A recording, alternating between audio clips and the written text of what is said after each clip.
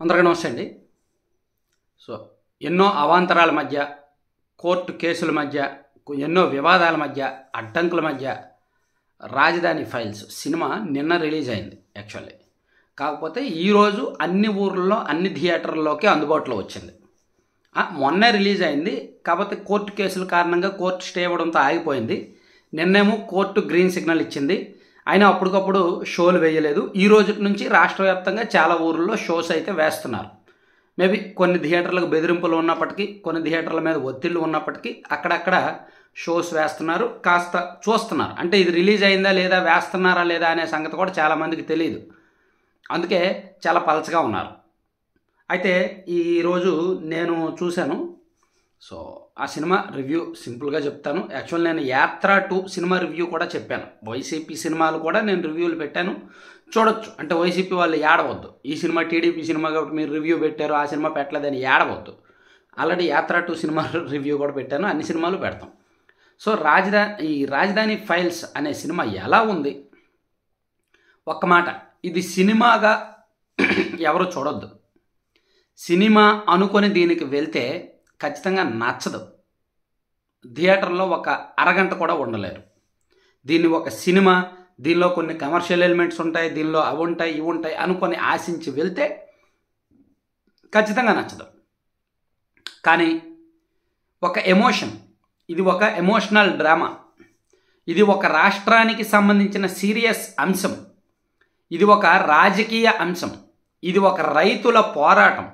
ఇది భూములు ఇచ్చిన రైతులు ఏ విధమైన ఒప్పందంతో ఇచ్చారు, ఎందుకు పోరాడుతున్నారు, ఇక్కడ దీనిలో జరిగిన రాజకీయం ఏంటి, ఇదంతా కూడా సినిమాలో చూపించారు. సో ఇది ఒక సినిమాగా కాకుండా ఒక ఎమోషనల్ డ్రామాగా, రైతుల తరపున తీసిన ఒక డాక్యుమెంటరీగా, ఒక బయోపిక్ టైపు, ఒక రియాలిటీ వాస్తవానికి దగ్గరగా ఉన్న స్టోరీలాగా సక్సెస్. సో కొన్ని సీన్లు చాలా బాగున్నాయి. కొన్ని సీన్లు అంటే రైతులు భూములు ఇవ్వడానికి ఒప్పుకున్న సీన్ కావచ్చు, వాళ్ళ న్యాయస్థానం టు దేవస్థానం అనే పాదయాత్ర సీన్ కావచ్చు, అలాగే ఒక రైతు ఇంకా చాలు నేను ఇంకా పోరాడలేను, నా భూమి నేను తీసుకుంటాను, నా భూమి నేను దున్నుకుంటాను అని చెప్పి తిరిగి వెళ్తున్నప్పుడు ఆ రైతు స్థలంలో ఒక బిల్డింగు గోడల మధ్య, మొండి గోడల మధ్య ఆగిపోయి ఉండడము, దానికేమో ఆ రైతు బాధపడుతూ దాని మీద నుంచి దూకేయాలని చూడడము, ఇలా కొన్ని సీన్లు బాగున్నాయి. అలాగే సెటైరికల్గా వైసీపీ ప్రభుత్వానికి వ్యతిరేకంగా వైసీపీ మీద ఉన్న ఆరోపణలతో కూడిన సీన్లు కొన్ని బాగున్నాయి. అలాగే కొన్ని పాత్రలు రియాలిటీకి దగ్గరగా ఉన్నాయి. వైసీపీలో కొంతమంది నాయకులు ఉన్నారు కదా, వాళ్ళ పాత్రలు, ప్రశాంత్ కిషోర్ గారి పాత్ర, ఇవన్నీ కూడా తెర మీద చూపించారనమాట. అయితే చివరిలో ప్రశాంత్ కిషోర్ గారి పాత్ర చనిపోయినట్టు చూపించారు. మరి ఈ రాజధాని ఫైల్స్ సినిమా ప్రొడ్యూసర్కి, డైరెక్టర్కి అతని మీద అంత కోపం ఏంటో, మరి అతనే ఇప్పుడు టీడీపీకి పనిచేయాల్సి వస్తుంది, అతనే ఇప్పుడు టీడీపీకి ఐడియాలజీ ఇవ్వాల్సి వస్తుంది. వీళ్ళేమో ఈ సినిమాలో ప్రశాంత్ కిషోర్ పాత్రనేమో చంపేశారు, నీలాంటి వాడు దేశంలో ఉండకూడదు అని. సో అంటే ఓవరాల్గా సినిమాగానే చూస్తే రాజధాని రైతుల సెంటిమెంట్ని అయితే బాగా చూపించారు, రైతుల త్యాగాన్ని అయితే బాగా చూపించారు, వాళ్ళ రైతుల పోరాటాన్ని, ఉద్యమాన్ని బాగా చూపించారు. ఒక రకంగా ఎమోషన్ కొన్ని సీన్స్లో బాగా ఎమోషన్గా పండింది. సో ఇది సినిమా హిట్టా ఫట్టా, సక్సెస్సా కాదా అనేది మనం ఆలోచించడం అనవసరం. ఈ సినిమా హిట్టా ఫట్టా అనేది మనం చూడక్కర్లేదు, డబ్బులు వస్తాయా లేదా అనేది మనం కూడా చూడక్కర్లేదు. అయితే కొన్ని సీన్లు ఇంకా పెట్టి ఉండొచ్చు, ఇంకా కొన్ని సీన్లు పెట్టి ఉండొచ్చు ఉద్యమానికి సంబంధించి. కొన్ని అతిశయోక్తులు పెట్టారు. ఒకేసారి 70 మంది రైతులు చనిపోవడం, అలాగే హీరో క్యారెక్టర్ ఉన్న అంటే వినోద్ కుమార్ వైఫ్ వాణి విశ్వనాథ్ గారి కాళ్ళు చేతులు నరికేయడం, ఆమెను నరికేసి చంపేయడం, అటువంటి సీన్లు అతిశయోక్తులుగా పెట్టారు.